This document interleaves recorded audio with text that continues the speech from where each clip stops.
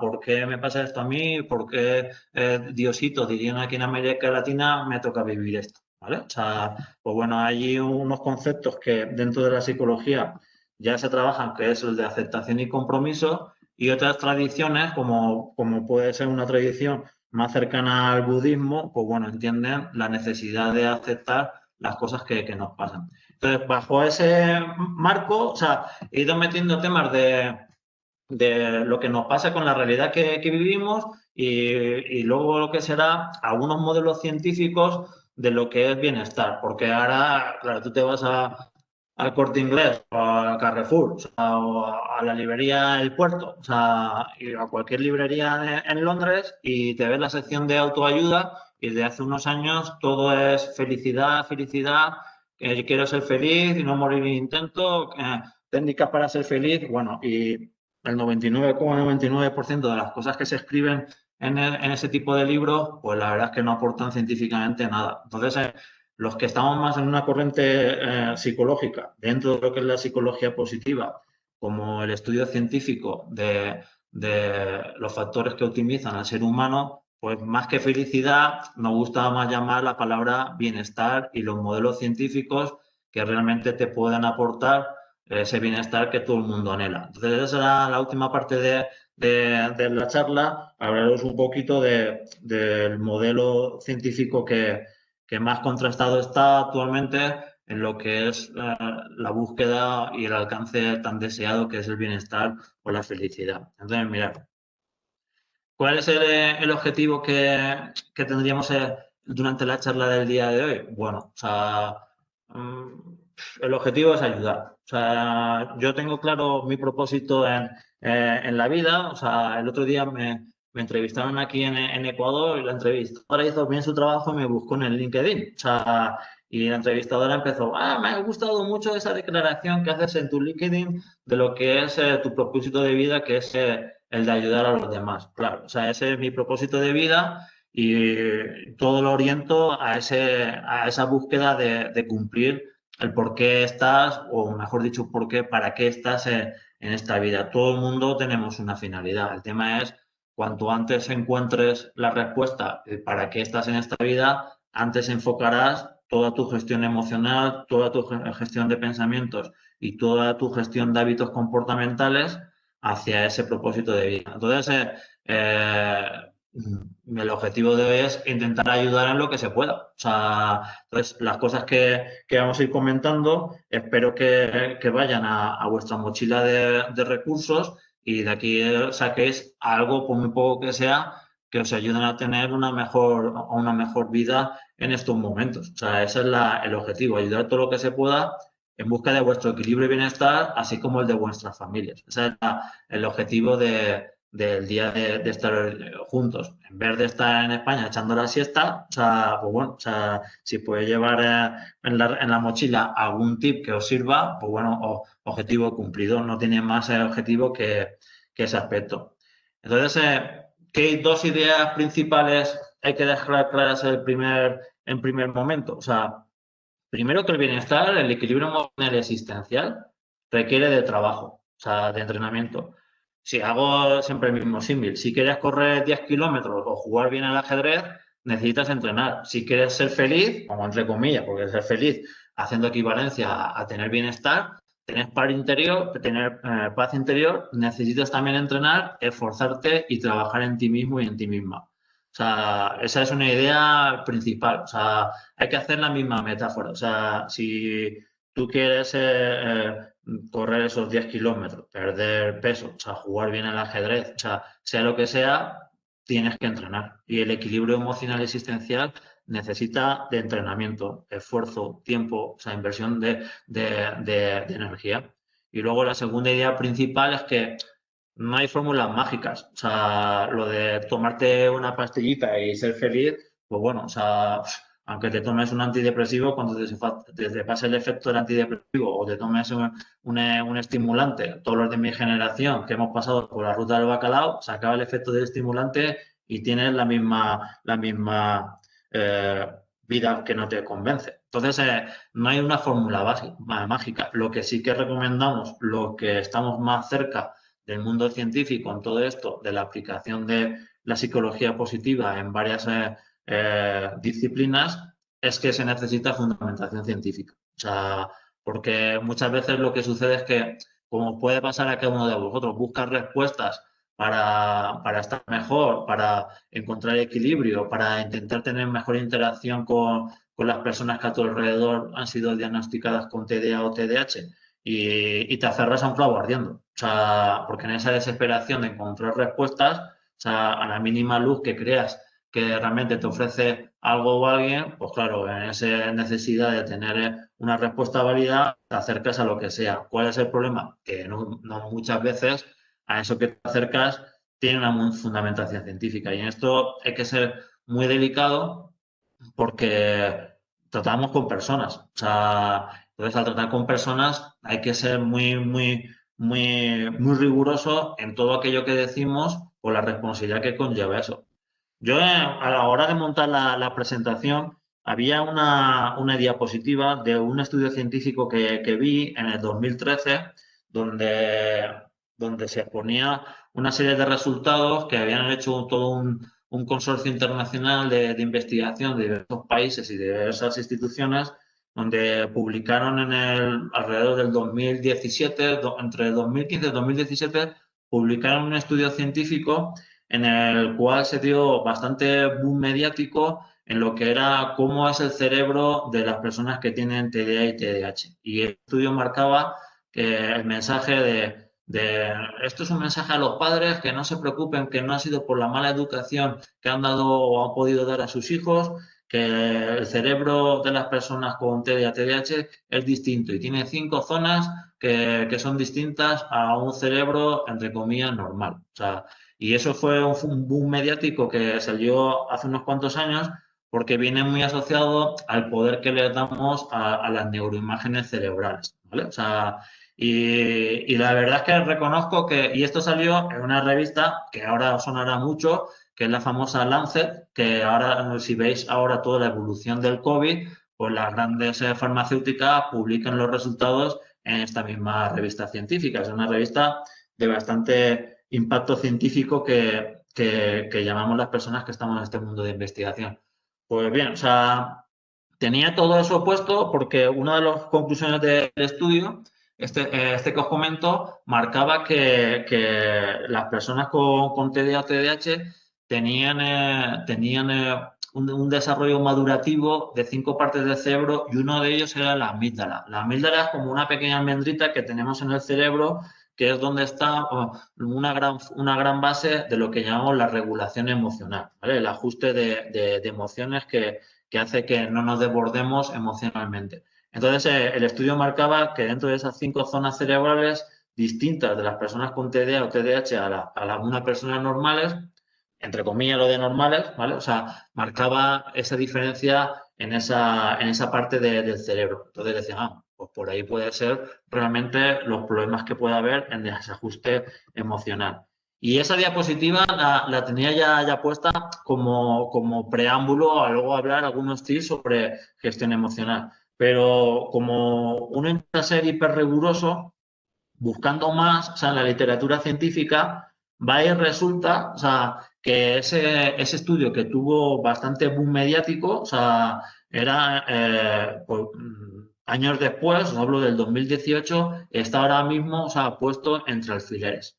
¿Cuál es el problema? Que uno repasando las publicaciones que se dieron en las diversas periódicos, que si La Vanguardia, El País, ahí los titulares, una persona normal, una persona que convive con alguien con TDA o TDAH, ve ese titular de ese periódico y dice, ahora ya entiendo que mi hijo, mi hija, mi hermano, mi hermana, mi padre, mi hermana, o sea, mi pareja o mi cónyuge, o sea, ya entiendo por qué tiene estos problemas, porque su cerebro es distinto, no es normal. Y entonces empiezas a utilizar la palabra que no es normal, tiene un cerebro que su funcionamiento madurativo es peor. O sea, y ahora resulta que recientemente ese macroestudio pues está contradicho e incluso los revisores de la revista Lancet pues ya están revisando las conclusiones de ese estudio porque no son de la rigurosidad que realmente debería de tener. Entonces, esto lo enlazo con esta segunda idea principal que aquí os dejo. Hay que tener mucho cuidado de a quiénes os acercáis o a qué os acercáis. Yo sé que es súper dificultoso para un ciudadano normal hacer esa, discernir qué es bueno y qué es malo, porque uno desesperado se acerca a lo que sea. Pero digamos que para eso está el buscar la credibilidad de aquellas fuentes en las cuales os baséis. Pero bueno, dos ideas principales. Tú quieres tener bienestar emocional existencial, o sea, tienes que entrenar. Te lo tienes que tomar como un objetivo realmente de vida y poner la carne en el asador. Y segundo, ten paciencia porque no existe la famosa píldora de la felicidad que me la tomo y soy feliz. De eso no existe. Esas son las dos ideas principales. Entonces, para un poco ir en discernir esas dos líneas principales, ese objetivo de intentar ayudar, pues bueno, sí que hice un enfoque distinto a lo que inicialmente pensaba centrarme solo y por el contexto en el cual vivimos del COVID, que antes os comentaba, que sí que es verdad que marca todo y el contexto que puede ser el tener una interacción con personas con TDA o TDAH en esa realidad. Entonces, lo he dividido en dos grandes puntos. Primero, la realidad que vemos, cómo, en qué se compone de esa realidad con la que vemos, que convivimos. Y de ahí los tres componentes que configuran la realidad que vemos es somos lo que pensamos, somos lo que sentimos y somos lo que hacemos. O sea, que serían pensamientos, emociones y hábitos, ¿vale? Ese trípode, o sea, ese triángulo, es el triángulo mágico, aunque aquí no hay magia, hay ciencia, ¿vale? Que son pensamientos, emociones o sentimientos, o os comentaré técnicamente la distinción que solemos hacer en lo que es emoción y sentimiento, rasgos de personalidad, que normalmente llamamos, un ciudadano normal lo llama todo por igual, pero técnicamente sí que hacemos una pequeña distinción. Somos lo que hacemos, que son nuestros comportamientos, o sea, los hábitos automáticos que muchas veces tenemos, que a manera que se repitan comportamientos se transforman en un hábito.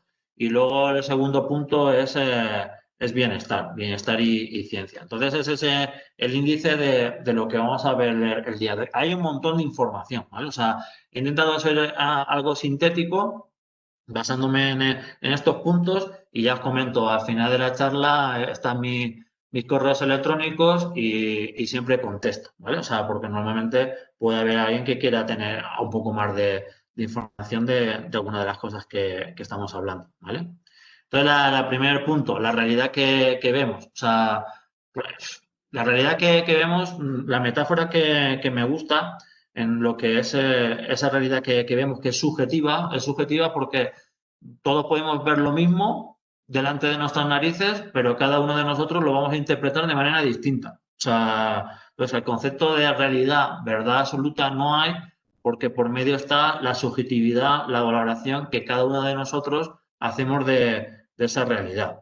Entonces, ¿qué compone esa realidad de lo que vemos? Esa realidad que nos ofrece el reflejo de la vida. Pues bueno, me gusta utilizar mucho, o sea, esta película, o sea, que seguro que por generación muchos de nosotros la hemos visto. O sea, a lo mejor las generaciones más jóvenes pues no han seguido todo lo que es esta película. Esta película, en verdad, hay dos maneras de verla. O sea, o la ves como una descarga de efectos especiales, ¿vale? O sea, y de ciencia ficción, o la ves como con algunos componentes filosóficos que tiene y mucha, lo que llaman los psicólogos, teoría de la mente en el ámbito de psicología cognitiva y mucha filosofía.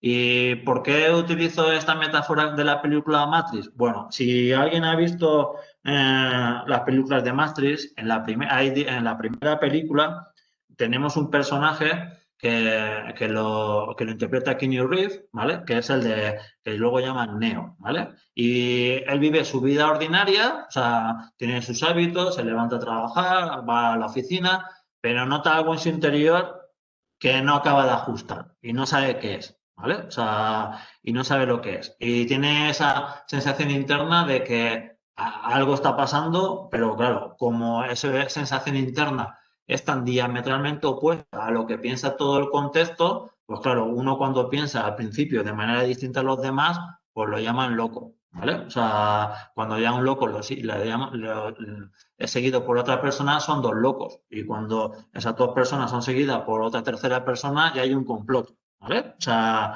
entonces en la película hay una escena muy buena donde otro protagonista, que se llama Morfeo, están los dos en un diálogo que es muy bueno, en el cual Morfeo le da dos pastillas, ¿vale? O sea, en una pastilla le dice, esta pastilla si te la tomas, despertarás al día siguiente con tu vida normal.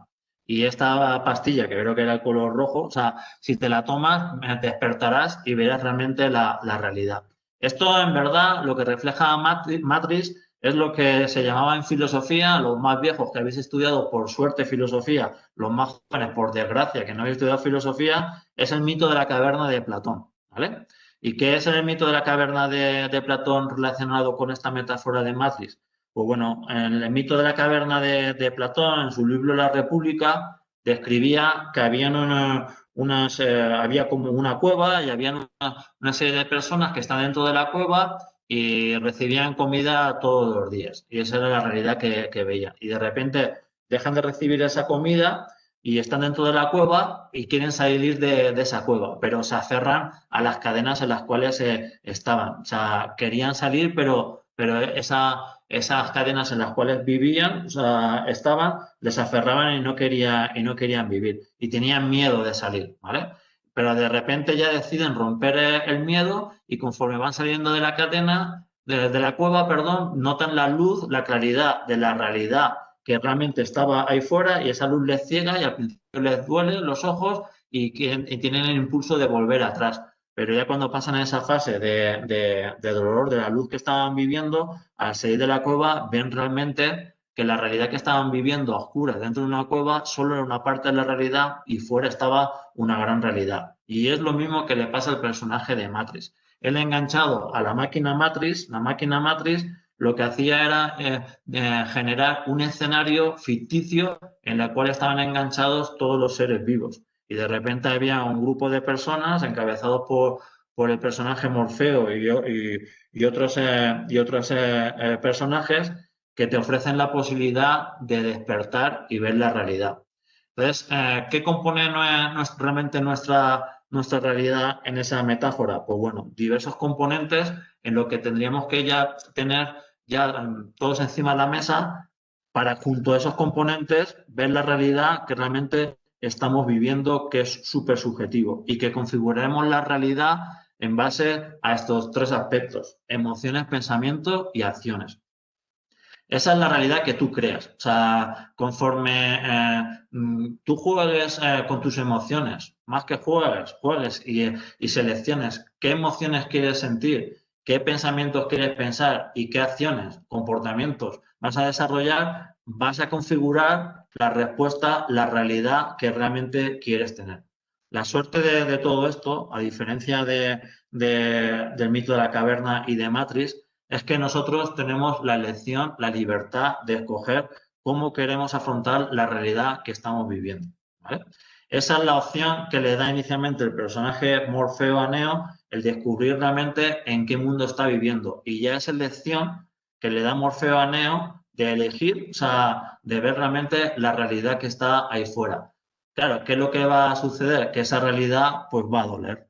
Claro, o sea, y eso es inevitable. O sea, el sufrimiento humano ante la realidad que tenemos ahí fuera es inherente al ser humano, ¿vale? O sea, el tema es cómo afrontamos esa realidad que duele. Y por eso os antes os comentaba que es muy válido acercarse a estas nuevas teorías de aceptación y compromiso, que tienen como 10 años realmente, 10, 14 años por ahí, donde el factor inicialmente es aceptar realmente la realidad que esté ahí fuera y ya yo elegiré qué emociones y pensamientos y acciones de los que van a navegar dentro de esa realidad son los que voy a escoger.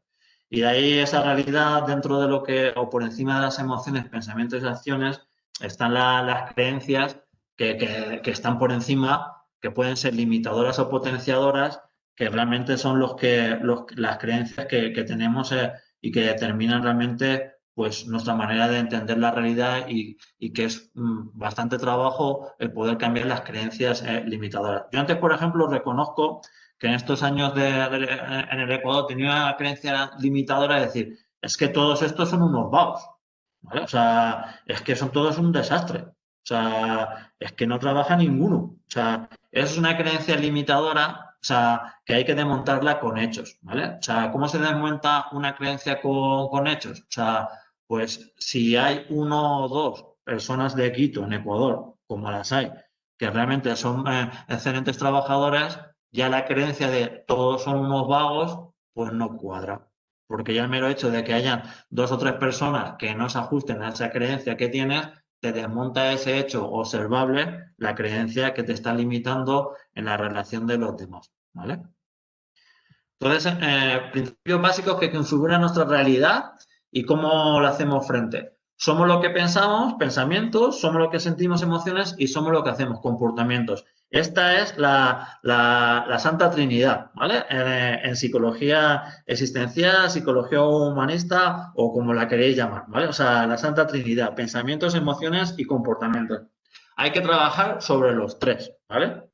Solo trabajar sobre un aspecto no es suficiente. O sea, por eso os decía que esto requiere tiempo de entrenamiento. O sea, uno no nace. Claro, a mí me dice mucha gente, ¿qué equilibrio tienes? No sé qué. Claro, tío. O sea, pero ese equilibrio de ahora son años de trabajo. O sea, ¿tú te crees que yo me desperto un día y yo ya estoy equilibrado? No. O sea, también muchas veces te dice mucha gente, nada, que como tú eres psicólogo, pues ya tienes la respuesta. Pues tampoco es eso. O sea, en casa de herrero, cuchillo de palos. O sea, esto es día a día, no bajar, no bajar el nivel de trabajo. Entonces, esa es la trilogía y, y mira, a mí me gusta, o sea, escoger cosas que pueden funcionar. Ahora, desde hace unos años, las tendencias de las New Ways, o sea, la nueva era, o sea, se ha puesto mucho de moda el tema del oriental en contraposición al occidental,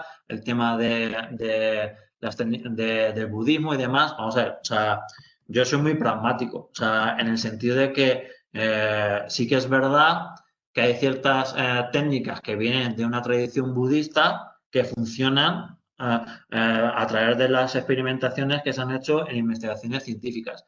¿Eso significa que yo sea budista? No. O sea, simplemente, o sea, a mí me puede ese punto pragmático de ver en qué aspecto, en qué partes de la psicología, qué parte de la filosofía, qué parte de la ciencia, qué parte de X tradiciones puede funcionar, ¿vale? O sea, entonces sí que es verdad que desde la tradición budista se marca mucho el tema de la idea de que somos lo que pensamos, y eso es así. O sea, dime cómo piensas y te diré cómo eres. O sea, eso también es así, pero también es verdad que dime qué sientes y te diré cómo eres. Dime cómo te comportas y te diré cómo eres. Por eso la importancia de que haya esa sintonía con pensamientos, emociones y lo que es comportamientos.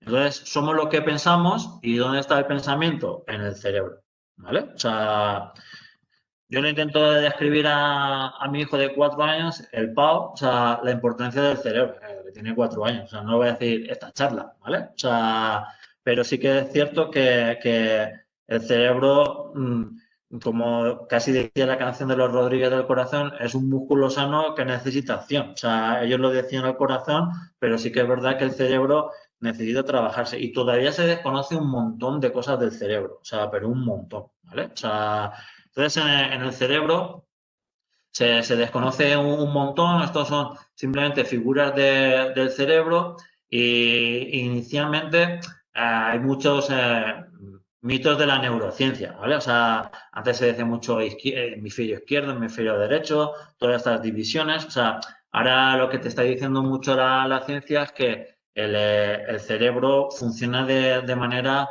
muy uniforme y muy interconectada. Y antes se decía, hasta hace nada, muy poco, o sea, en lo que luego se habla de gestión emocional, que las emociones no tenían importancia porque se veía la emoción muy también en estereotipo asociado tema de deportes emocionales que se asociaba a las mujeres. Le hizo mucho daño Sigmund Freud, en que decía que la neurosis era una enfermedad emocional que solo estaba enfocada a las mujeres. Y entonces lo emocional hasta hace poco quedaba feo. O sea, ¿qué es lo que te dicen las últimas investigaciones? Bueno, últimas investigaciones, o sea, desde hace 20 años, que emoción y cognición, o sea, están unidas, ¿vale? Si tú quieres tener una buena cognición como la parte más evolutiva, más desarrollada del ser humano, que está en la parte de la corteza prefrontal, en la parte esta que ve de la flecha de la corteza cerebral, de sus pliegues, o sea, esa es la parte más evolucionada del ser humano, donde está los pensamientos, el pensamiento más cognitivo, más alto, más evolucionado. Pues bueno, hay unos canales de interconexión con la parte donde está la gestión emocional, donde está la flechita que veis tálamo. Digamos que ahí está es un componente de lo que se llama el sistema límbico, donde se centraliza mucho lo que es la gestión emocional. Pero hay interconexiones directas con la parte de corteza cerebral. ¿Qué significa eso? Que no puede haber pensamiento racional como toma de decisiones sin información emocional, aunque no seamos conscientes de eso. Entonces, la emoción tiene una importancia vital para el funcionamiento cognitivo. Entonces, dentro del cerebro, todo el mundo conocéis a lo que es Ramón y Cajal. O sea, Ramón y Cajal es el que descubrió el funcionamiento neuronal solo en los años 20. O sea, estos son imágenes de las neuronas que son las células que inicialmente, o sea, se pensaba que se concentraban todas en el cerebro para transmitir la información cerebral a otras partes del cuerpo. Ahí estaba, por ejemplo, también parte de la sustancia gris. Ahí tenéis una foto del gran programa de divulgación científica y súper aconsejable siempre repasar todos los programas de redes de nuestro estimado y fallecido Eduardo Punset, y realmente las neuronas, más allá de la cantidad de neuronas que tenemos, son las conexiones que hay entre ellas. Y bueno, o sea, lo que se está descubriendo es que las neuronas no están solo en el cerebro, ¿vale? O sea, eso es lo que se pensaba hasta hace nada, hasta hace prácticamente 5 años. Ya se están descubriendo neuronas hasta en lo que son los intestinos, ¿vale? Y de ahí uno ya puede entender cómo a veces, siendo una reducción científica, cuando uno está nervioso, pues como se dicen aquí en el Ecuador suave, te viene la gana de hacer popó, ¿vale? O sea, que es hablando mal y pronto, que te hagas caca, ¿vale? O sea, entonces ya se están descubriendo que han aparecido hasta neuronas en los intestinos, ¿vale? Es un descubrimiento de hace muy poco. Entonces, una idea muy importante, que es muy difícil de entrenarla, pero es una idea fundamental. Tu mente y tu conciencia son dos personas distintas, ¿vale? O sea, tu mejor amigo y tu peor amigo son la misma persona, tu cerebro.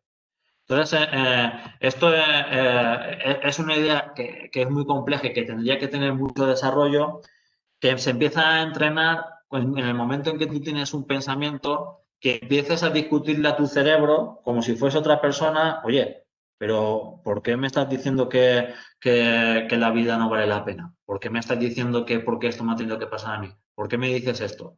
Y empiezas a tener un diálogo con tu propio cerebro, ¿vale? O sea, esto requiere un montón de entrenamiento, pero el día de hoy, en esta charla inicial, es que veamos que tu mente y tu conciencia son dos cosas totalmente distintas, porque tu cerebro, o mejor dicho, nuestro cerebro, está programado, o sea, para funcionar en lo que llamamos funcionar de manera automática. O sea, el cerebro sí que es un vago de mierda. Es así, hay que hablar mal y pronto y rápido. Es un vago porque funciona con procesamientos automáticos y no quiere consumir energía, ¿vale? Y como no quiere consumir energía, le viene muy bien vivir en lo que ya conocéis todos, la famosa zona de confort, vivir en hábitos, pero esos hábitos no significa que sean lo que tú realmente quieres, pero tu cerebro lo que hace, o sea, es darte esos inputs sin que tú te des cuenta, hasta que empiezas a entender de que tú y tu cerebro sois dos cosas distintas, ¿vale? Y empiezas a hablar con tu propio cerebro y y tu cerebro ya empieza a descubrir que ya no hago las cosas sin más.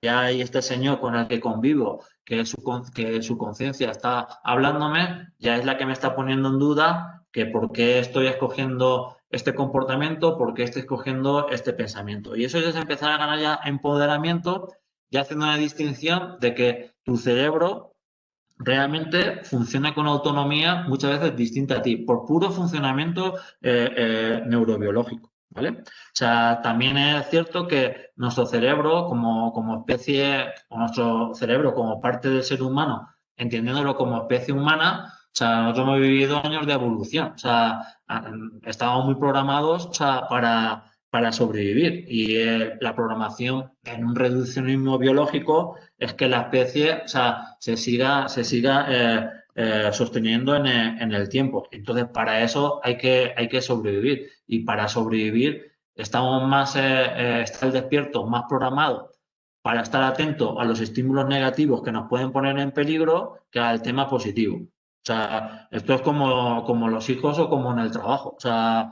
joder, tu hijo a lo mejor tiene 10.000 comportamientos buenos, ¿vale? O sea, y tiene uno malo y solo te se despierta la atención cuando ha tenido uno malo. Y coño, ¿y los 10.000 anteriores positivos? O sea, eso llevado al mundo laboral es cuando tú llamas a un colaborador de tu equipo. O sea, el colaborador en tu equipo dice, procesa su mente, hostia, me ha llamado mi jefe, algo malo pasa. O sea, porque estás acostumbrado a que cuando te llamen es que porque algo malo ha pasado. Cuando la gran mayoría de veces, o sea, los comportamientos que nos rodean de las personas que están a nuestro alrededor son positivos. Más que nada porque si no, no estaríamos conviviendo con ellos o estaríamos a la gresca con ellos.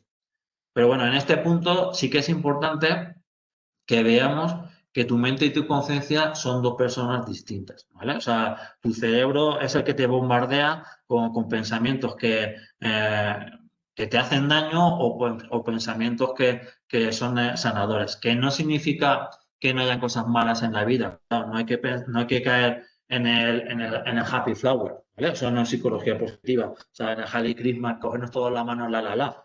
Coño, o sea, si he tenido un accidente de tráfico y lo he pasado mal, o sea, pues normal que esté mal y a disgusto. O sea, si mi hijo con TDA o TDAH vaya suspendido todas las materias, todas las asignaturas este semestre, pues no voy a estar tomándolo de broma. Lo normal es que tenga la emoción negativa. Eso es así. O sea, entonces en este punto, mente y conciencia son dos personas distintas.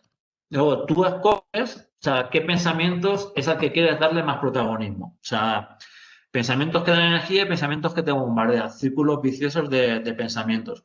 En esa teoría de aceptación, lo que hay que entender es que vamos a tener pensamientos negativos en nuestra interacción con personas que presentan TDA o TDAH. O sea, pensamientos negativos de todo tipo. O sea, desde autoculpa, que he hecho, seguro que esto ha sido culpa mía. O sea, pensamientos de decir, no puedo más. O sea, pensamientos no llego a final de mes con esto. O sea, incluso que eso hablaré un poquito al final. Pensamiento de decir, es que, o sea, cojo el balcón o me tiro yo o tiro a los que me rodean. O sea, de pensar eso, o sea, es normal que suceda, ¿vale? O sea, el tema es, en esa vorágine de pensamientos que hay, ¿cuál es el que le da más protagonismo? Porque lo que hay que entender es que es inevitable que vas a pensar eso. O sea, es inevitable. O sea, es inevitable que vas a tener esos pensamientos no tan positivos, ¿vale? O sea, eso es inevitable. Por eso el tema de que hay que aceptar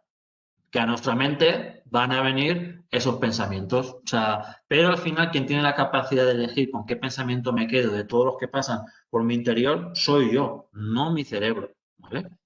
Entonces, en ese punto de que tú escoges con cuál te quedas, fijaros que esto es una pequeña investigación que hizo súper curiosa, ¿vale? Habría que darle más rigor, no digo que no, ¿vale? O sea, el doctor Masuro Emoto, que cogieron aguas, cogieron una serie de aguas en botellas y empezaron a darle a esa agua embotellada una serie de pensamientos distintos. La primera imagen, o sea, es agua contaminada de un dique embotellada. La segunda es la misma agua bajo la influencia de una oración de un monje budista. La tercera es la estructura cristalina producida por la frase en la botella, me enfermas, te voy a matar. Y la última es la estructura cristalina con una meditación de amor a gratitud. ¿Qué es esto? Cogieron la primera imagen, agua contaminada, la metieron en una botella y empezaron a esa botella, como si cogiésemos ahora este vaso y el pantano de Navajas o del río que pasa por Sagunto del Palancia, o sea, en su parte final, todo sucio, ¿vale? Y empezamos a darle oraciones distintas a ese agua, o sea, con nuestro pensamiento a esa agua embotellada. Y fijaros cómo cambia la estructura de composición de esa agua. Y esas son imágenes de cómo responde el agua a cada uno de los pensamientos distintos que se le iba a dar. Fijaros que la primera tiene esa forma de casi de estrella de Navidad, o sea, es una oración que recitaban de un monje budista. La segunda es el pensamiento, me enfermas, te voy a matar. Wow, fijaros cómo la estructura se descompone y queda incluso de esa tonalidad. Y luego la última es la estructura cristalina bajo una relación de amor y gratitud. Entonces, esto es agua, ¿vale? Pero si yo os preguntase cuál es el componente que más está en el cuerpo humano, o sea, ¿qué me diríais? El agua, ¿vale? O sea, en nuestro cuerpo el 70-80% es agua, pero eso tiene una reacción, eso tiene una explicación física, que ahora os comentaré por qué. Porque el cerebro funciona el sistema nervioso con estimulación y el simpático funciona con estimulación eléctrica, ¿vale? O sea, las neuronas en su espacio neuronal hay un espacio neuronal entre las neuronas donde se comunican entre ellas con impulsos eléctricos, ¿vale? El cambio de voltaje en esos estímulos eléctricos neuronal, que prácticamente es sodio y potasio es la misma composición que tienen las baterías de cualquier aparato, ¿vale? Tú te coges cualquier pila, batería de cualquier aparato y es sodio y potasio, uno es positivo y negativo, las alteraciones de voltaje positivo y negativo producen una descarga eléctrica. Pues vale, tú tienes las neuronas en el cuerpo humano, o sea, con esas alteraciones de voltaje eléctrico y lo que necesitan para poder también expandirse es agua. Por eso la composición también del cuerpo humano, el agua ayuda, una de las máximas propiedades del agua es que es el máximo conductor de electricidad, uno de los máximos conductores de electricidad que hay. Entonces, fijaros el poder que tienen los pensamientos que incluso en este experimento, cómo reaccionaba el agua contaminada al nivel de pensamientos que podíamos lanzar. Dicho esto, súper importante como primeros tips, o sea, que para ir cargando en vuestra mochila, vamos a ver, igual que uno normalmente te han dicho, lleva un diario, o sea, y el ejemplo máximo es el diario de Ana Frank, ¿vale? Por ejemplo, o sea, y escribe lo que te ha pasado durante el día. Cuando eres adolescente, uno de los regalos que normalmente te gustan es que te regalen un diario, porque en ese cambio de vida tan importante que tienes como adolescente, de cómo lo vives todo, pues es bonito dejar el registro de esas cosas, ¿vale? Pero ahora esa técnica del diario es fundamental que empecéis a identificar qué pensamientos y qué emociones, o sea, con la dificultad de poner etiquetas a las emociones, ¿vale? O sea, porque lo que vivimos en la sociedad actual es lo que llamamos gran analfabetismo emocional, ¿vale? Si hay un ejercicio que solemos hacer, que es que paramos todos, o sea, y os doy un minuto de tiempo, ¿vale? O sea, vamos a hacer el ejercicio ahora mismo. Coger un lápiz y papel, ¿vale? Os voy a dar, todos tenéis lápiz y papel, ¿vale? Mirar, o sea, os voy a dar un minuto de tiempo, o sea, y en ese minuto de tiempo tenéis que poner todas las emociones que os vengan a la cabeza, ¿vale? En un minuto de tiempo. Entonces, a la de tres empezará a correr el cronómetro. Uno, dos y tres. Ya.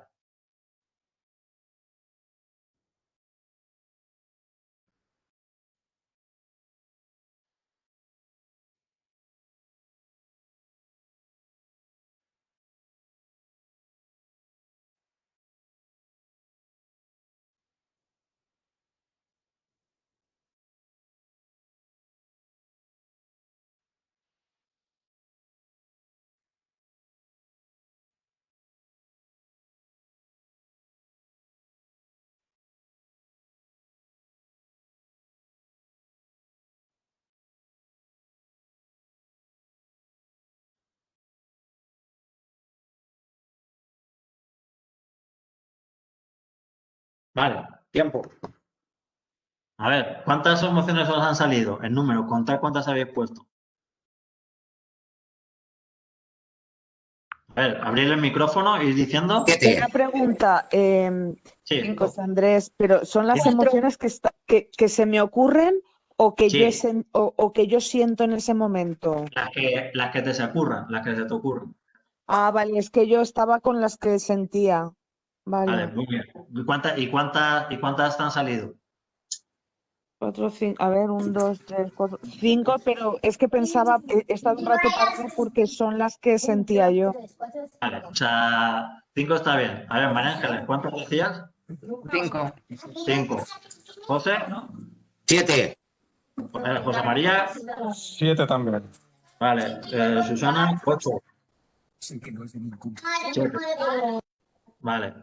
Digamos que este ejercicio, que lo hemos hecho a nivel internacional, ¿vale? O sea, el promedio normalmente que sale gira sobre entre 8 y 12 emociones, ¿vale? O sea, a partir de 12 emociones ya es una persona que que se le ve con gran nivel de identificación emocional. Entonces, no os sorprenda 4, 5, 6, 7, 8, 9, o sea, porque lo que sucede es que estamos pagando el pato de que no hemos tenido una buena alfabetización emocional.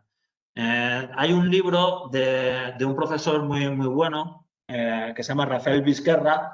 Rafael Vizquerra fue el pionero en España en lo que es educación emocional. O sea, antes de que saliesen los famosos libros de inteligencia emocional de Daniel Goleman, que cuidado que a nivel científico está muy discutido este señor, ¿vale? O sea, antes que surgiesen en el 95 estos libros de inteligencia emocional, el Rafael Vizquerra en Barcelona, en la Universidad de Barcelona, ya te empezaba a hablar de educación emocional, ¿vale? Y este ejercicio lo utiliza él durante estos 25 años en todos los lados. Nosotros hemos tenido la suerte de trabajar y seguir trabajando con él. Y hay un libro de este Rafael Vizquerra realizado con Eduard Punset, que se llama El universo de las emociones, ¿vale? Ese libro del universo de las emociones tienen catalogadas, clasificadas, adivinar el número de emociones, ¿vale? O sea, como 360 emociones distintas, ¿vale?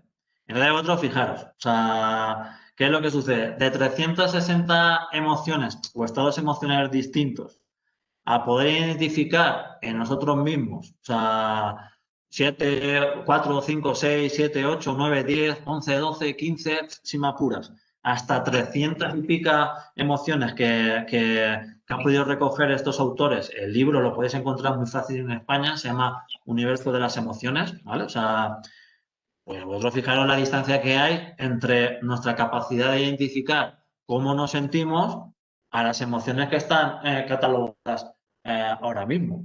Y claro, o sea, ese es un gran hándicap porque realmente desde niños no se ha prestado atención al mundo emocional, como ahora os comentaré, ¿vale? Entonces, en este punto de esta primera parte de la realidad, que son los pensamientos, es necesario invertir tiempo y todos los días ir identificando los tipos de pensamientos que tenemos y qué emoción es la que viene al lado, ¿vale? O sea, sería el esquema que tenéis en esta diapositiva. O sea, simplemente un diario de pensamientos donde describáis qué tipo de pensamientos habéis tenido a lo largo del día o en vuestra relación con las personas que tienen TDA o TDAH, o sea, dentro de vuestro círculo, y ver los tipos de pensamientos que tenéis en esa relación con estas personas, sean vuestros hijos, hijas, posiblemente sean ellos, ¿vale? O sea, familiares que tengan este trastorno atencional, y identificar qué pensamientos y la emoción que os desprende de ese pensamiento. Porque el primer paso para empezar a cambiar o empezar a seleccionar los pensamientos que tenemos en nuestro cerebro es identificar esos pensamientos y las emociones que nos llevan. Porque muchas veces no tenemos esa conciencia porque nuestro maldito cerebro, ¿vale? O nuestro maravilloso cerebro va en automático y no le damos esa conciencia de lo que está pasando en nuestro interior. Y utilizo mucho las imágenes de esta peli, creo que en España se traducía intensamente, ¿vale? O sea, porque esta peli con estos dibujitos de la tristeza, desagrado, furia, es muy buena, o sea, porque tiene mucha ciencia detrás, así como que no parece la cosa, ¿vale? O sea, y esa Perdona, peli ¿qué peli? intensamente, es la de los dibujitos que veis aquí, tristeza, no sé si se traducía en España Se in-out, traducía Tío, del se revés. llama del revés. del Del revés. revés, ¿vale? Pues bueno, esa peli es obligada a verla todos los padres y todos los hijos con los padres, ¿vale? Porque hay 6 emociones básicas, ¿vale? Que es la tristeza, el desagrado o el asco, la furia, lo que es la sorpresa que no sale en la peli y el miedo, ¿vale? O sea, la sorpresa no sale en la peli porque a los guionistas le era muy complicado meter esa sexta emoción dentro de lo que era el guión de la película. Y si alguien, bueno, por no hacer spoiler, ¿vale? Para aquellos que no lo habéis visto, o sea, lo importante de esa peli es el valor, por no hacer un spoiler y adelantar un poco la trama de esa peli. Una de las cosas importantes de esa película es que todas las emociones son importantes, ¿vale? O sea, todas. Entonces, normalmente, claro, la señorita Alegría, que está dibujada en la peli, pues de un color muy, muy brillante y demás, resalta, pero o sea, la señorita Tristeza es fundamental también en la función adaptativa del ser humano. Entonces, primero ese diario, luego otras técnicas. Primer punto para encauzar tus pensamientos tóxicos. Lo primero, aceptar que vas a tener pensamientos como no puedo más, estoy harto de mis hijos, mis hijas, la culpa es mía, la culpa es de mi pareja. Bueno, eso, o sea, tenemos que aceptar que esos pensamientos los vamos a tener sí o sí. Lo segundo, rompe la cadena de pensamiento rumiante. Deja de pensar y actívate, muévete, sal de casa, da un paseo, cambia de actividad. O sea, cuando veas que ese pensamiento te empieza a carcomer, que en ciencia se llama pensamiento rumiante, te empieza ahí a lo que decimos de manera coloquial, a atravesar la cabeza, bien, bien, bien, bien, bien, cambia de actividad, pasa a la acción, haz que tu cuerpo se mueva. O sea, obliga a tu cuerpo a hacer algún tipo de actividad que haga que tu cerebro se centre en esa nueva actividad y te deje de lanzar ese pensamiento. Recordar que tenemos que entrenar a nuestro cerebro, tenemos que ponerlo bajo nuestro servicio, que él no nos mande a nosotros. Luego, importante, escribe en una hoja todos los pensamientos que te preocupan y para hacerlo un tiempo, 30 minutos, nunca antes de dormir, para repasarles y darles ese tiempo, no más. O sea, no estemos todo el tiempo, va. O sea, escribe en una hoja todos los pensamientos que veas tóxicos, que te limiten, que no sean sanos, y deja a lo largo del día 30 minutos como máximo y nunca antes de dormir, porque si no te irás con esa cantinela a dormir, ¿vale? Para analizar esos pensamientos y darles solo ese tiempo a lo que es a lo largo del día. Luego, una cosa que se llama técnicamente, practica el yo observador.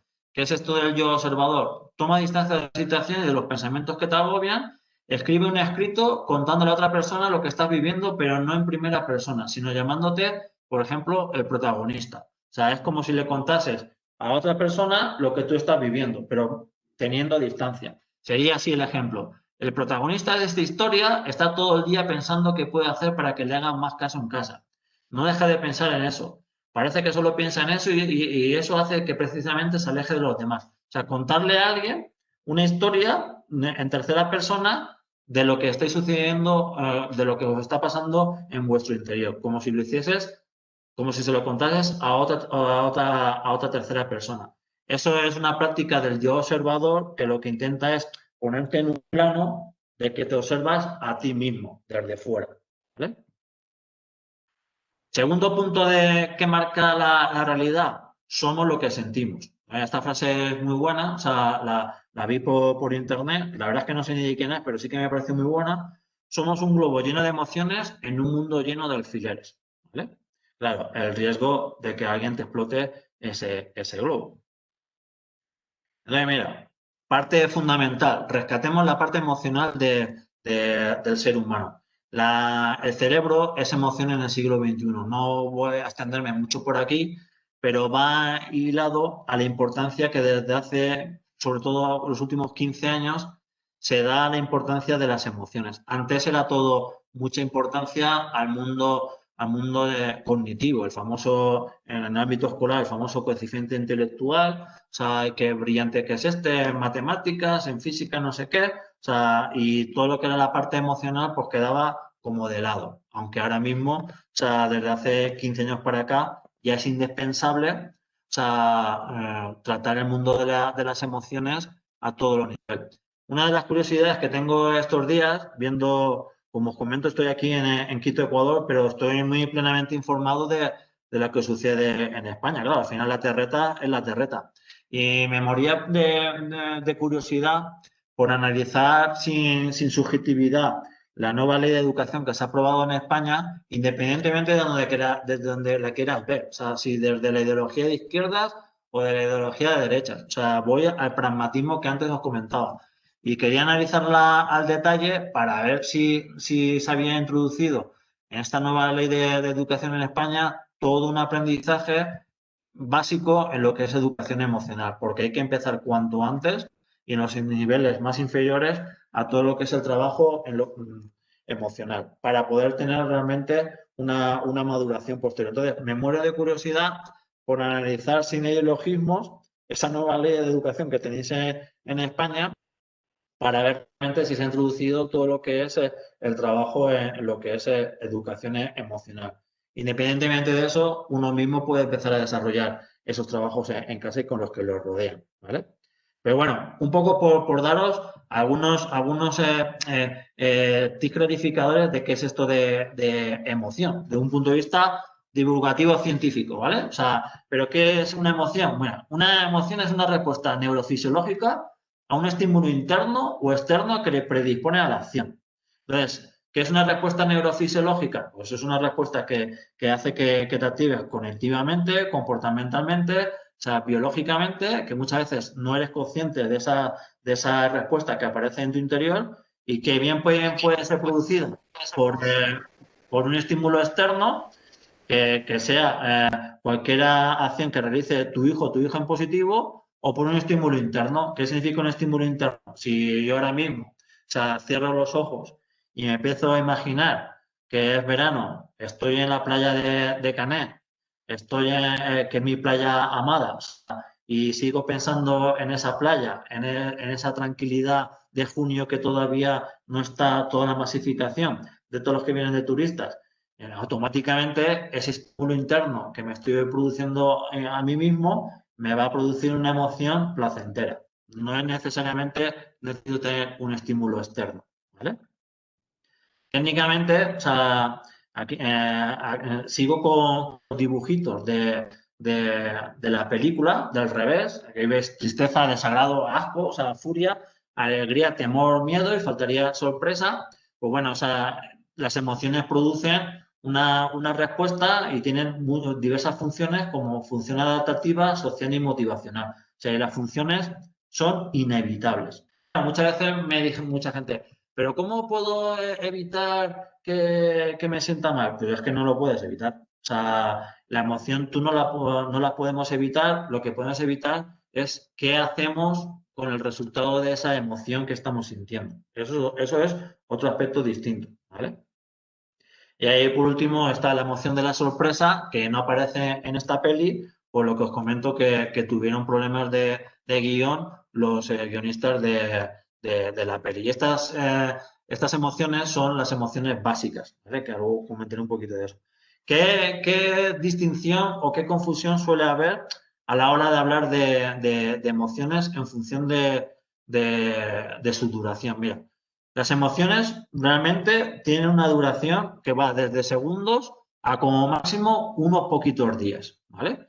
Cuando se extienden esas emociones como respuesta neurofisiológica a un estímulo externo o interno y se extienden durante más tiempo, aparece lo que llamamos sentimientos. Esto es un champú, ¿vale? O sea, el ciudadano normal, como podéis ser vosotros, no va a distinguir entre emociones y sentimientos, tampoco va a distinguir en lo que es estados de ánimo, que tiene también otra duración en tiempo.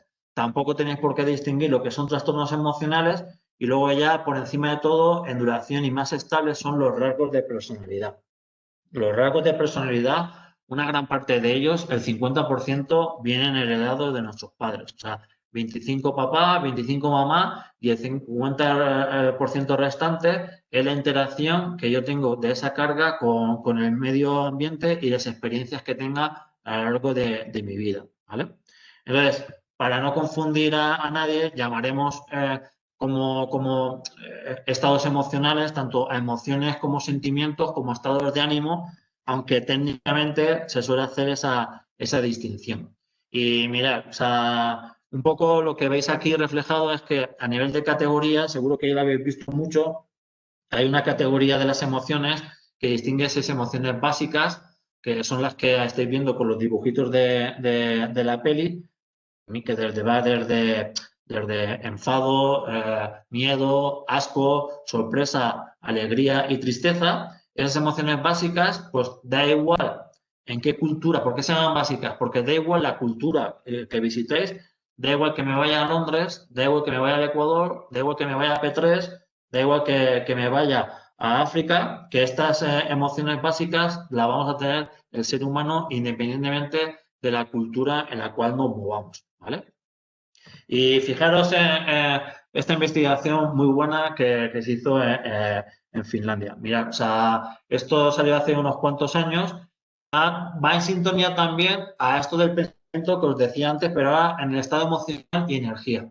¿Veis? Resulta que lo que hicieron es poner una serie de lectores de energía a una serie de voluntarios y empezaron a generar, a inducirles las diversas emociones y a detectar dónde se despertaba o no se despertaba energía en el cuerpo humano una vez al ser humano se le inducía la emoción determinada. Entonces tenéis aquí ira, miedo, disgusto, felicidad, tristeza, sorpresa, una neutral, ni chicha ni limonada, o sea, ansiedad, amor, depresión, desprecio, orgullo, vergüenza y envidia.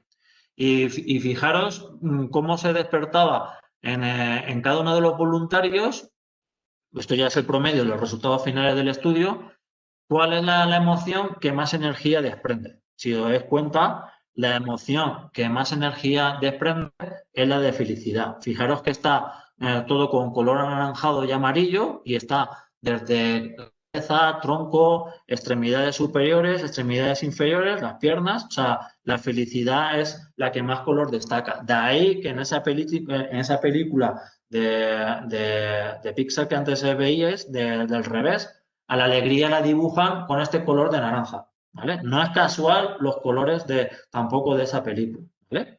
Entonces, la segunda emoción que más energía desprende, si veis, es la de amor, ¿vale? Entonces, si os dais cuenta, por ejemplo, un estado emocional que está mal escrito, es depresión, que veis los tonos azules.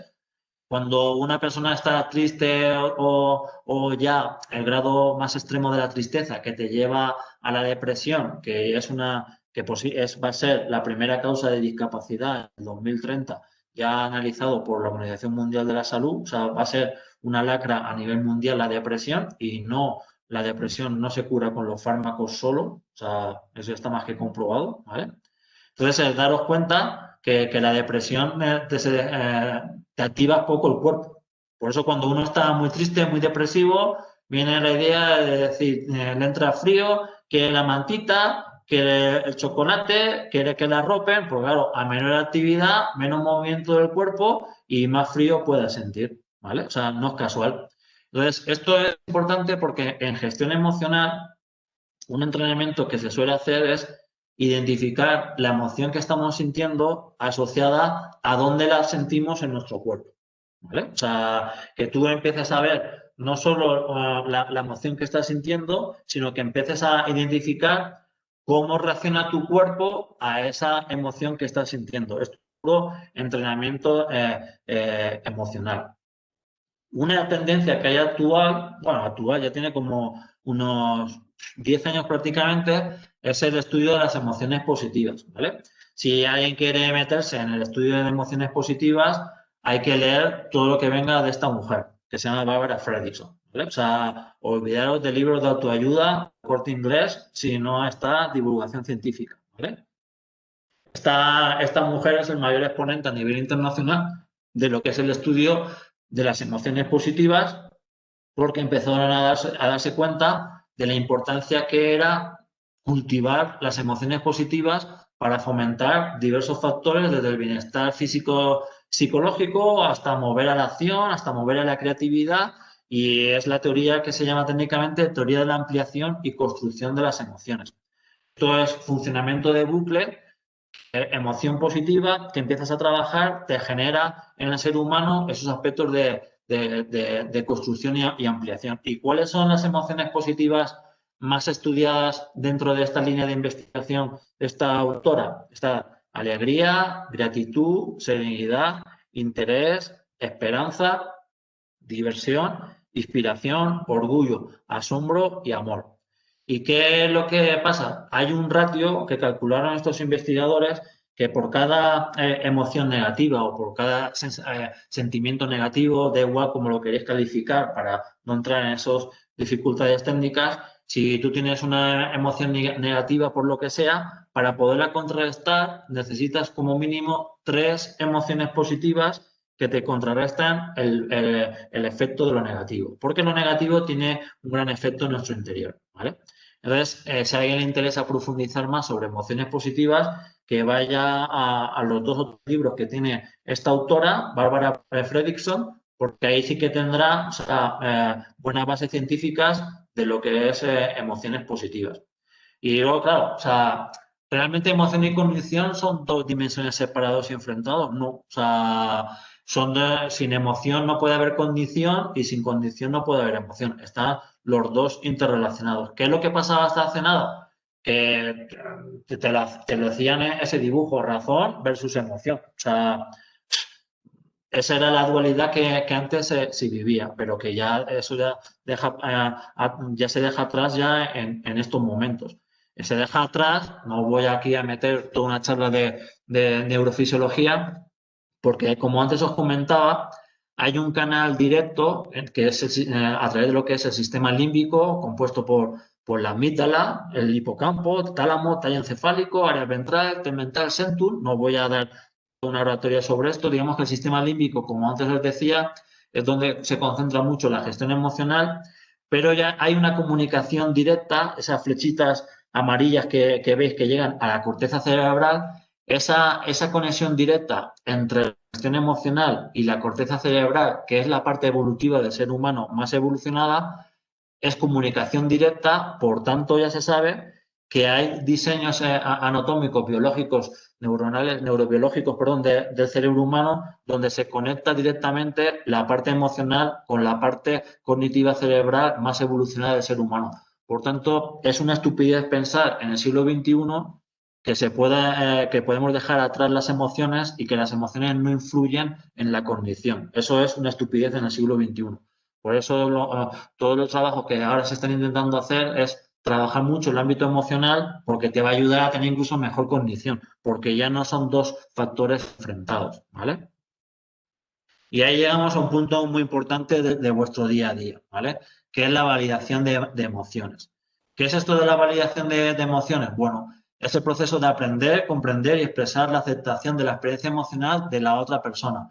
La validación emocional se distingue de la invalidación emocional, en la cual las experiencias emocionales de otra persona son rechazadas, ignoradas o juzgadas. Vamos a ver, hay que tener en cuenta que las personas que sufren de TDA o TDAH tienen desajustes en lo que es sus desbordes emocionales. Por las razones que sean, no voy a entrar ahí en lo que es las causas de esos desajustes emocionales. ¿Qué es lo que sucede? Pues muchas veces en esos desbordes emocionales que veis que se tienen, un factor clave no es la validación de las emociones. No significa que estés de acuerdo con esa persona o con esa emoción, sino que valides la emoción que la otra persona está sintiendo. ¿Por qué? Porque desde la realidad de la otra persona, esa misma realidad que estáis viviendo las 2 personas en el mismo contexto, puede ser vista por cada una de vosotras de manera distinta, que será lo más seguro. Y al verlo de manera distinta, va a tener emociones distintas, ¿vale? Totalmente distintas. Entonces, es necesario el tema de validar las emociones que están sintiendo las personas que están a nuestro alrededor que sufren el trastorno de TDA o TDAH, ¿vale? O sea, no de darle la razón, sino de validar, acompañarlas en esa emoción. ¿Y cómo se puede entrenar esto de la validación emocional? Mira, cuando hables con alguien con carga emocional, tócale y siéntele sin hablar. O sea, no es necesario que hables. O sea, esa parte de lo que llamamos el estar presente, que es el tercer punto, está en que esa carga emocional, o sea, déjale hablar, que notes realmente que le escuches. Muy importante el segundo tip, no juzgues la reacción emocional de la otra persona. Esa persona reacciona con la emoción X porque está dentro de su esquema de ver la realidad con su manera de verla, está teniendo una reacción emocional desde su punto de vista que va a ser distinto al tuyo. O sea, la otra persona no necesita que le des mensajes, no te sientas así, no llores, porque tienes miedo, o sea, sino que le acompañes en esa emoción que estás sintiendo. El tercer punto, estar presente, es llevar la escucha activa, vamos a ver, tú notas cuando una persona realmente le interesas. O sea, cuando realmente está la persona contigo al 100%. O sea, en esa sería otra explicación muy larga de explicar el funcionamiento de lo que sean las neuronas espejo, que se está viendo ahora que puede ser una de las bases de la empatía que están en nuestro cerebro, ¿vale? Sería muy largo de pensar, de explicar ahora mismo, pero tienes que estar presente al 100%. Si realmente te interesa la otra persona, como va a ser lógico, simplemente con estar ahí, estar presente con el 100% de tus sentidos, o sea, la otra persona lo va a notar. Escucha el punto de vista de la otra persona sobre la situación, o sea, el contexto donde se ubica la emoción de la otra persona. Porque a lo mejor la otra persona, yo siempre recuerdo, o sea, una vez lo que hizo mi difunta madre. Yo tenía una camiseta, mi grupo preferido, que lo sigo manteniendo, de música son los Guns N' Roses, ¿vale? O sea, y yo en aquella época, bueno, tenía todo de las carpetas, lo típico, las carpetas del cole, de Guns N' Roses, póster empapelado la habitación con diversos pósters, y me compré una camiseta que en aquella época no existía el Amazon, era los de mi generación, seguro que os recordáis, que era el Disco Play, era una revista donde había un catálogo de camisetas, música y demás, y tú escogías lo que te gustaba y te lo llegaba por correo. Y el Disco Play era lo máximo en catálogo, ¿vale? En aquella época. Bueno, pues yo recuerdo que me compré una camiseta por el Disco Play de los Guns N' Roses y claro, o sea, ahí que está mi compañero de infancia y adolescencia, también José María Cubel, pues bueno, o sea, lo típico que sales de fiesta, te se mancha y demás historia. Bueno, pero tú sentías el orgullo de que tu camiseta de tu grupo heavy de rock manchada, con el logo de Guns N' Roses, pues quedaba bien, en esas pintas que tenían de adolescente. Va a Entonces poner esa camisa, ahí, José. ahí recuerdo, claro, ahí recuerdo que se me mancha y mi madre no tiene la sabia ocurrencia que lavármela un poquito de lejía, ¿vale? O sea, ¿qué le pasó a la camisa? Pues que quedó demasiado limpia. O sea, claro, desde mi contexto, o sea, que de adolescente, de búsqueda de identificación a un modelo de algo de X, o sea, perder esa identificación, para mí era internamente la pérdida de identificación con algo que ese era grupo de Guns N' Roses, ¿vale? Y mi reacción emocional en aquel momento era, yo no sé a quién mato, o sea, pero a alguien tengo que matar. Desde el contexto de mi madre, ante la misma situación, es decir, le he limpiado la camisa. O sea, no entiendo por qué se pone así. Entonces, claro, es muy difícil y por eso requiere mucho entrenamiento ver la emoción de la persona que está alrededor entendiendo el contexto, ¿vale?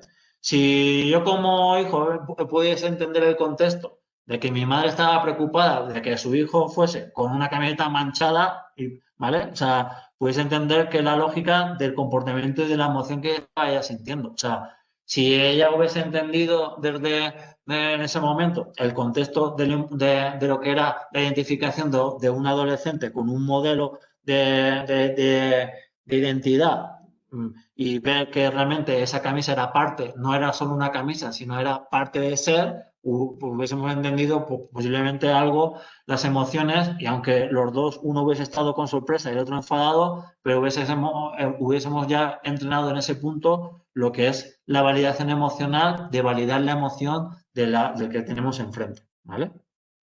Y luego practica diariamente la pregunta sincera, no pregunta por preguntar, el cómo te sientes. Joder, o sea, igual que tú llegas con tu pareja y llega al final del día, llega tu pareja, antes de que estábamos confinados o del teletrabajo sobre todo, y pregunta, ¿cómo te ha ido? O sea, y empieza a bla, bla, bla, bla, bla, bla, bla, y te describa la pareja o tu hijo, ¿cómo te ha ido en el cole? O sea, vale, o sea, es importante preguntar eso, pero es más importante cómo te has sentido en el cole. O sea, ¿has sido feliz? ¿Te has sido triste? ¿Te has sentido mal? ¿Te has sentido desahogado, melancólico, triste, eufórico, pletórico? O sea, ¿vale? O sea, entonces es cambiar también nuestra manera de interactuar con los demás para buscar las preguntas también de cómo te sientes y meternos en el ámbito emocional más que el ritual y cómo te ha ido, ¿vale? Muy importante también, igual que era importante tener el diario de los pensamientos que estamos sintiendo, es muy importante que cojamos como si hiciésemos un gráfico en el Excel pastel y distribuyésemos en porcentaje cómo nos sentimos en un día normal, en porcentaje. O sea, si el 100 es el porcentaje máximo, ¿cómo lo distribuiríamos a lo largo del día en cómo nos hemos sentido a lo largo de ese día? Y esto se puede hacer con uno mismo, luego con la familia, con los demás. Es puro entrenamiento en alfabetización emocional. Cuando vas ganando vocabulario emocional, recordar esas 360 y tantas emociones que han estado catalogadas, se amplía más de las emociones básicas nuestra identificación emocional. Yo hay una cosa que me desesperaba mucho del Ecuador, en esa interacción diaria, que preguntaba, bueno, ¿y cómo estás? Y aquí responden, más o menos. Digo, hostia, más o menos. O sea, pero es más hacia positivo o menos hacia negativo. O sea, y eso me generaba un montón de problemas porque ese más o menos de respuesta no me permitía ver realmente cómo estaban las personas con las cuales se interactuaba, más o menos. O sea, ¿qué es más o menos? ¿Es más hacia positivo o menos hacia negativo? Entonces, en este caso, en vuestro día normal, todos nosotros, o sea, tenemos que ir viendo qué emociones son las que estamos sintiendo en el día de hoy, porque hacemos cosas, o sea, no tenemos en cuenta qué pensamientos, como antes veíamos, están pasando en nuestro día a día, pero tampoco qué emociones pasan en nuestro día a día, ¿vale? Y José luego, Andrés, perdona, y dime, cuando en Fran. ese círculo prácticamente el 90% y de una forma casi perenne es una emoción sola la que te invade, Es que eso es imposible. O es sea, imposible. sí, o sea, fisiológicamente, o sea, tú tienes más emociones, o sea, seguro. Lo que pasa es que eso es uno de los hábitos que normalmente a la hora de identificar la emoción que nos pase, o sea, es imposible por pura biología del ser humano, o sea, que tengas solo una emoción el 90% del tiempo, ¿vale? O sea, lo que pasa es que habrá que rastrear, en este caso particular, habría que rastrear, porque a lo mejor lo que es un silencio emocional de que tu propio cerebro hace que no te prestes atención a esas pequeñas cosas que a lo mejor el 90% son emoción de tristeza, pero pueden haber otras emociones que estás viviendo a lo largo del día que pasan invisibles. Por eso es fundamental, como luego hablaremos, que el tema de la atención consciente, porque a lo largo de tu día seguro que hay pequeñitas cosas, por muy pequeñas que sean, que te dan otra emoción distinta a esa que lleva el 90%. Lo que pasa es que ahora mismo no eres consciente de eso. Y te da la sensación de que 90%, o sea, por no ponerte en tesitura delante de los demás, o sea, 90% tristeza, pues no. O sea, seguro que hay algún aspecto por ahí de otras emociones que estás sintiendo, lo que pasa es que pues nuestros cerebros las están silenciando. O sea, fijo, porque fisiológicamente es imposible solo tener una emoción, porque las emociones, como antes os he comentado, son muchas veces reacciones involuntarias que no somos conscientes, ¿vale? Sobre todo las básicas, ni nos damos cuenta, o sea, de que eso está sucediendo en nuestro interior. Así que seguro que estás teniendo más emociones que del 90% una, seguro, y habría que ir rastreando poco a poco, seguro. O sea, Ya. Sí, puede que seguro. tengas razón que focalice en una en concreto, que es la que más tengo, claro. Es que eso suele pasar al ser humano seguro y a nuestro puñetero cerebro. O Joder, sea, pero es que no me la quito, ¿eh? No me la quito de encima, la tengo ya, bueno, es ya como de la familia, como así claro, decirlo, porque es que la tengo tanto tiempo que ni con medicación siquiera, que ya es como, lo veo como normal, como algo inherente en mí, como ya, pues mira, es que mira, eso que acabas de comentar es muy bueno. Luego a ver si os leo un texto. O sea, esas emociones que a lo mejor son negativas, o sea, van a estar, son parte de nuestra familia, ¿vale? O sea, son parte de nuestra familia. El tema es que nuestra familia es muy amplia, ¿vale? O sea, entonces tú escoges dentro de tu familia con quién pasas más tiempo. ¿Vale? O sea, porque tú al final tienes la capacidad de elegir dentro de esa familia de emociones o de pensamientos que están en tu día, a con quién parte de tu familia, o como luego leeré, parte de tu invitado a tu casa, es con el que escoges pasar más tiempo, porque esa es tu pues elección. O ahí sea, ahí está lo difícil, que no sé. cuidado, esto es lo que os decía antes. Coño, qué equilibrado te se ve. O sea, cuidado que todo esto es entrenamiento, ¿vale? O sea, esto digamos que es como podría ser el despertar. O sea, cuando tú tienes lo que yo llamo el despertar, ¿vale? Que es como si fuese esa pastilla del protagonista de Matrix, Neo, que despierta y ve la realidad y esa realidad le duele, ¿vale? O sea, a partir de ahí ya empiezas ya a tomar elecciones de vida porque tú escoges finalmente con qué invitado, con qué familiar pasas tu tiempo o qué actitud tienes ante la vida, ante esa realidad, ¿vale? O sea, y eso es puro entrenamiento. Digamos que hoy es el día del despertar, ¿vale? Pero luego ahí os recomendaré, cuando me dicen, ¿qué libro me recomiendas? Hostia, para mí hay un libro, o sea, que es básico, que ahora os pondré en pantalla y ahora retomaré ese punto también, ¿vale? Luego siguiendo ese Ok, camino, o sea, luego siguiendo ese camino es intentar asociar emociones con pensamientos, ¿vale? O sea, y sí que os va a ayudar mucho el que veáis diversos tipos de emociones para que tengáis mayor vocabulario y ir asociando esos pensamientos con las emociones con las que convives, ¿vale? Con los diferentes tipos de emociones. Aquí solo estoy poniendo las básicas, ¿vale? Porque es lo más fácil para empezar.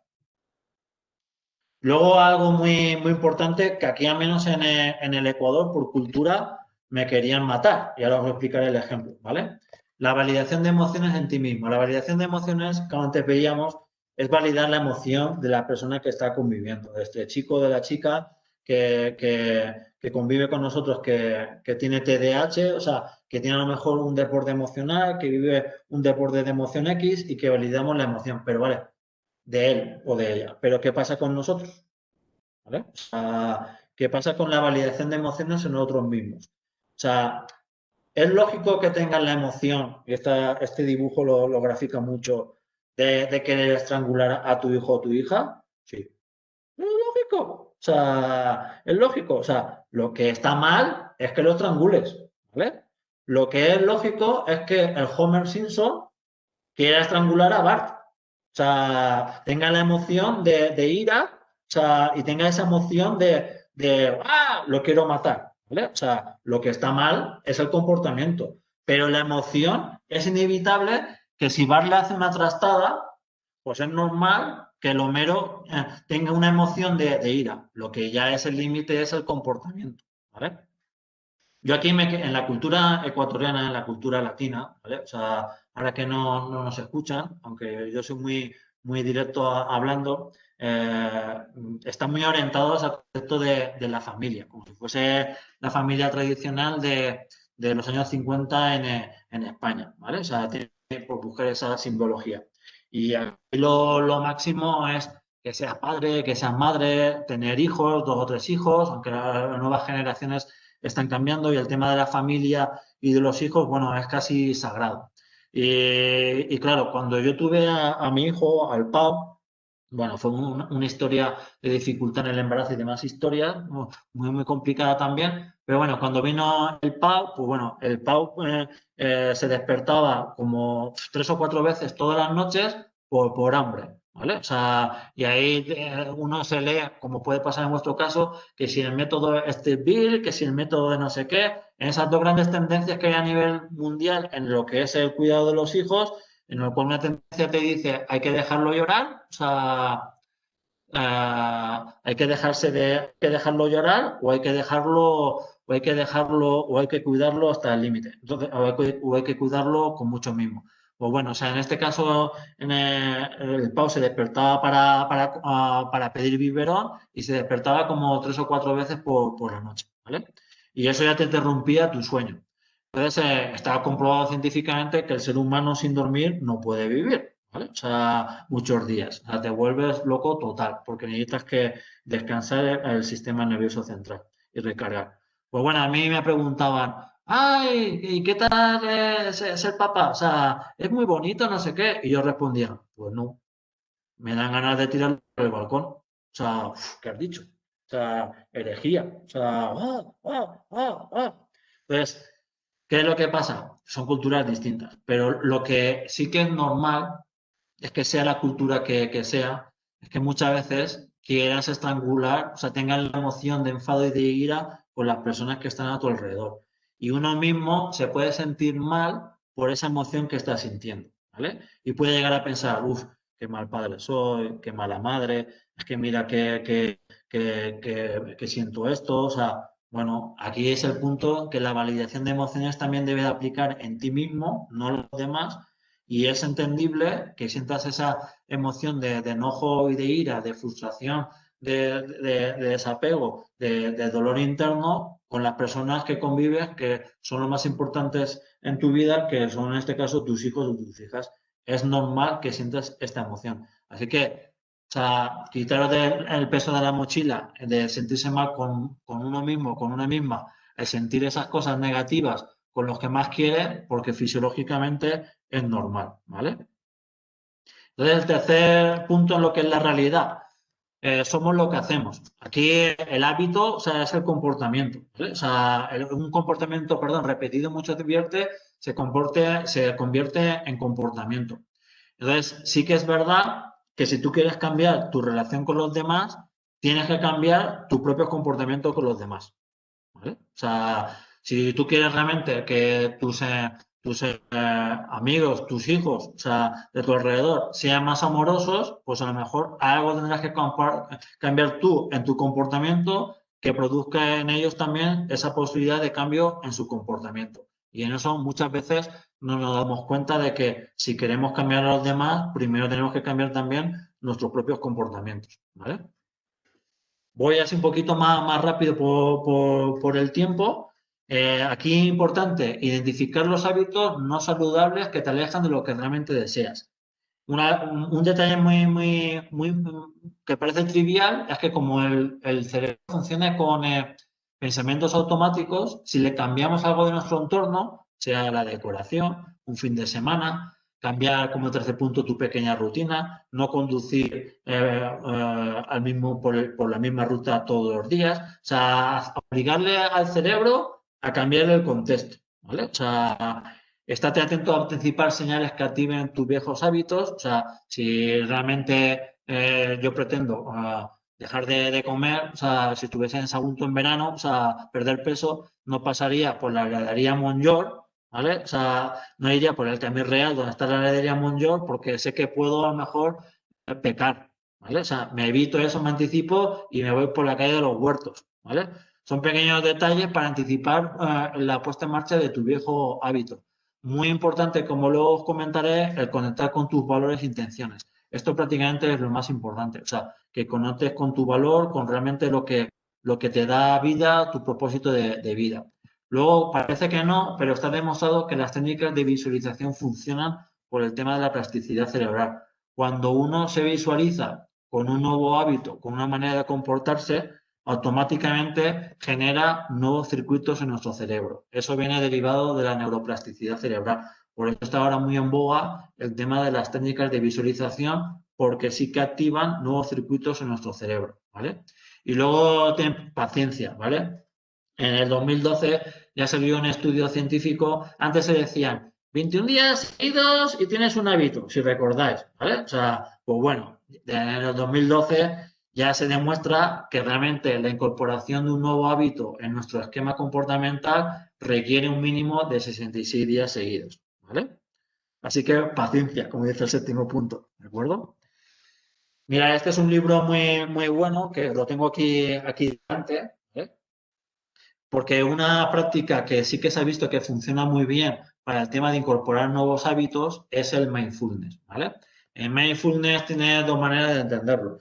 O lo ves como una herramienta, como una técnica sin más, o lo ves como un modo de vida, ¿vale? Las personas que realmente creen en el mindfulness lo ven como un modo de vida, que es el hábito del aquí y ahora en todo, ¿vale? No solo como una técnica. Y recientemente ha salido creo que el año pasado, este artículo que veis aquí a mano derecha, Mindfulness y el abordaje del TDAH en el contexto educativo, donde en este artículo, si tenéis mucho interés, sobre todo los que estéis en el ámbito educativo, pues este artículo lo que recoge son como diversas investigaciones muy actualizadas de los beneficios que hay en los chicos con TDAH que practican Mindfulness en el contexto educativo. Este es súper reciente, ¿vale?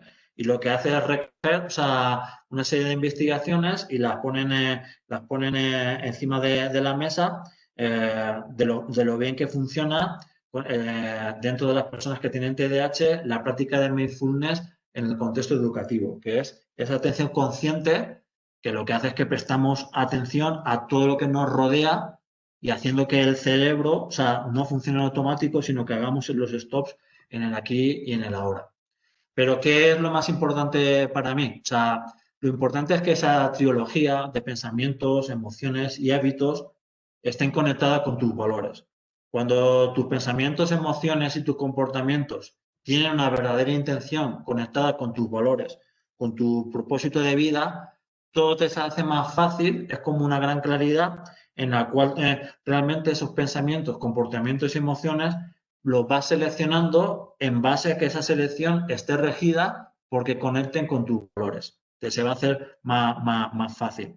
Si alguien tiene más interés en esta parte de aceptación de nuestra realidad, esto de hay que cambiar de parar de pensar, esto no debería estar pasando, a reconocer, esto está teniendo lugar y es doloroso. Es la parte de aceptación, ¿vale? Hay que aceptar esas emociones, esos pensamientos que conviven. Aceptar la realidad con todo lo que conlleva de sufrimiento es parte de la liberación posterior. Por eso la primera parte para tener esa liberación que buscamos, estar libres de ese sufrimiento, la primera parte es aceptar el propio sufrimiento. Tal cual, ¿vale? De ahí hay un enlace de YouTube en el cual está este vídeo donde se hace una metáfora de un autobús en el cual el conductor del autobús sube muchos pasajeros, o sea, que son pensamientos, emociones, recuerdos, comportamientos, y el conductor del autobús eres tú, ¿vale? Y esos pasajeros que suben a ese autobús que tú manejas, que es tu vida, pues te van bombardeando de no sigas por un nuevo camino, sigue el camino de siempre, esto es muy feo, vamos a tener tráfico, ¿qué más nos va a ir por aquí? O sea, recuerda que siempre que has tomado una decisión te has equivocado y tú eres el conductor y oyes a todos tus pasajeros con ese boom, boom, boom, boom. Pero al final quien tiene el dominio del autobús eres tú, no ellos. Tú les conduces a ellos, no ellos te conducen a ti. Entonces, esto es una metáfora de esa teoría de aceptación y compromiso muy buena que parte inicialmente por lo que es la aceptación de lo que vamos a tener. Y estas recomendaciones de libro, o sea, si alguien me recomienda un libro, me da igual la edad que sea, o sea, es este libro. O sea, muchos de vosotros a lo mejor lo habéis leído. Esto es un autor que se llama Viktor Frankl, El hombre en busca de sentido. Este libro es clave porque cuenta por la historia este es un psicólogo, un psicólogo muy importante de una rama que se llama asistencialista Y este libro es muy ameno de leer, no es un libro de bla, bla, bla científico con teorías, dibujos y demás historias. Es un libro que lo que describe es cómo vivió, o sea, los años en Auschwitz como prisionero de los nazis en la Segunda Guerra Mundial. Y cuenta las 10.000 tropelías, 10.000 perrerías que les hicieron pasar a los prisioneros de este campo de concentración. Y comenta en este libro que independientemente de lo mal que lo pasó en ese campo de concentración, hay algo que se cultivó en su interior y de otros prisioneros que independientemente de la situación en la cual estaban viviendo, que era muy dura, ellos tenían la libertad de la actitud de cómo afrontaban esas perrerías que les hicieron en una situación tan bestia como puede ser un campo de concentración. Y se dio cuenta que al final, o sea, como dice la frase, si no está en tus manos cambiar una situación que te produce dolor, en este caso estar prisionero en un campo de concentración o tener una situación emocional negativa, porque convivir con situaciones de TDAH es muy dura, no puedes cambiar esa situación, siempre puedes escoger la actitud con la que afrontas ese sufrimiento, siempre. Eso es libertad tuya. O sea, tú no puedes cambiar que tu hijo o tu hija tenga TDAH. Hostia, no va a cambiar. O sea, no va a tener la píldora maravillosa. Es como lo del COVID. No podemos cambiar vivir con el COVID. O sea, eso es así. O sea, lo único que podemos estar en nuestras manos es la actitud con lo que afronto ese sufrimiento. Claro que me jode a mí estar confinado, como antes os decía, tantos días. O sea, pero ahí está la actitud con la que afronto yo ese afrontamiento. Sería más largo contaros el episodio, muchos episodios personales. Yo estuve 21 días ingresado muy mal por una enfermedad que luego se conoció que era el dengue y yo no podía cambiar esa situación. O sea, lo que podía cambiar era cómo afrontaba esa situación. O sea, si yo me pongo a pensar esos días que, ay, bueno, qué desgracia que esto no me haya pasado a mí. Ay, ¿por qué me ha tenido que pasar a mí? No gano nada. Ayer terminé de ver un documental bueno, algunas cosas tiene bueno Netflix, ¿vale? Que son los documentales, ¿vale?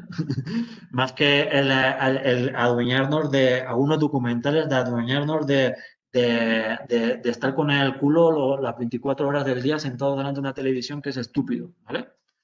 Pero había un documental que busqué, uno buscando así su niñez, que era de Parchís, ¿vale? O sea, todos los de nuestra generación nos hemos criado con Parchís, ¿vale? O sea, en América Latina sería menudo, que en América Latina Parchís también tuvo mucho auge. Entonces, Parchís, lo que yo no tenía ni idea es que el líder del grupo, que se llamaba Tino, ¿vale? O sea, resulta que hace unos años tuvo un accidente y perdió un brazo, ¿vale? O sea, que yo no tenía ni idea. O sea, yo me puse a ver el documental de Parchís, pues por ver el documental de Parchís, porque era el grupo de la infancia, y digo, a ver de qué va este documental. Y sale el Tino hablando de mayor, digo, hostia, le falta un brazo. O sea, y sin ser el eje central, ni mucho menos esa situación del cantante estelar del Tino, ¿vale? O sea, simplemente sus propios compañeros, al final del documental, una de las chicas que se llama Yolanda, pues Parchís se disolvió porque Tino llegó ya con 16, 17 años y ya no se veía cantando canciones de Trenes Azules. Este ya adolescente ya quería tener su vida independiente. Y de ahí fue la fractura del grupo original de Parchís. Y claro, sufre el accidente que no va de eso el documental, o sea, no es un tema de supervivencia de vida, simplemente es del grupo, pero sí que me quedé con la frase de sus compañeros, sobre todo una de ellas, de la chica Yolanda, que decía que se sentía súper orgullosa del hombre en el cual se había convertido Tino, que podía haber caído en la victimización de, ay, mira, yo he sido estrella del pop, he tenido a 10.000 personas en un estadio, vendía discos, todo el mundo me quería, y qué guapo, yo quiero un hijo tuyo, yo quiero que mi hijo sea como tú. Podría haber caído fácilmente en el victimismo, pero la chica compañera del grupo decía en el documental, orgullosa me siento del hombre en el cual se convertía Tino. O sea, de adolescente a lo mejor era un imbécil, pero de hombre, o sea, da gusto el hombre que se ha convertido. O sea, es un ejemplo de ayer mismo por la noche que vi ese documental en el cual no podemos cambiar que nuestros hijos tengan TDAH, ¿vale? O sea, no hay solución a eso. O sea, seguramente no va a haber solución del COVID hasta el año que viene, pero sí podemos cambiar la actitud cuando nos enfrentamos a eso. Y este libro ayuda mucho a entender ese punto para todo este aspecto. Y luego, muy resumidamente, porque creo que me he extendido más de la hora, más de lo que sé, o sea, pero bueno, como tenía tanta ilusión de hablar a mi pueblo, o sea, ya no es la conferencia normal que doy por América Latina o por España, esto es para mi gente, ¿vale? O sea, entonces ahí sí que os quería hablar de y qué es el bienestar, ¿vale? O sea, y qué es esto del bienestar. Bueno, ahí hay dos corrientes del bienestar, o sea, el hedónico y el eudemónico, ¿vale? El hedónico, o sea, viene vinculado a conseguir placer y evitar el dolor. Esto es la parte hedónica del ser humano. Más emociones positivas y pocas negativas. Y luego hay una tradición de estudio que es el bienestar eudaimónico, que está más conceptualizado con el florecimiento humano, centrado en la búsqueda de oportunidades en las que desarrollar al máximo las capacidades. Digamos que esas eran las dos grandes visiones de lo que es la conceptualización del bienestar o de la felicidad.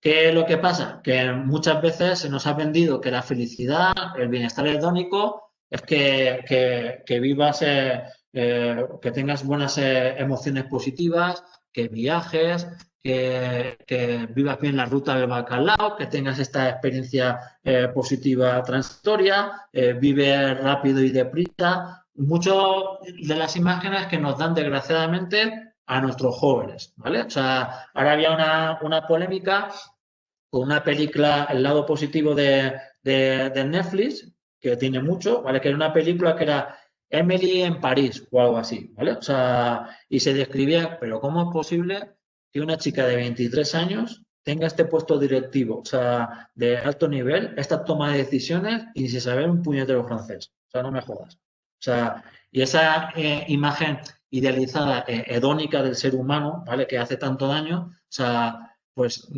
se ve que realmente no produce bienestar. Es como las personas que les toca la lotería, ¿vale? O sea, pues está comprobado que a los 6 meses a las personas que les toca la lotería vuelven a sus mismos índices de felicidad que tenían previamente antes de que le tocase la lotería, ¿vale? O sea, entonces se empieza a estudiar qué nos da bienestar, qué nos da felicidad y se llega al siglo XXI, pues a un modelo de felicidad, hay varios, ¿vale? O sea, de felicidad, bienestar. Hay 2 o 3 que tienen mucho rédito en investigación científica, pero por tener algo en el cual apoyarnos, que es así como nosotros estamos haciendo muchas intervenciones para la búsqueda del bienestar de nuestros estudiantes y de nuestros profes, ¿vale?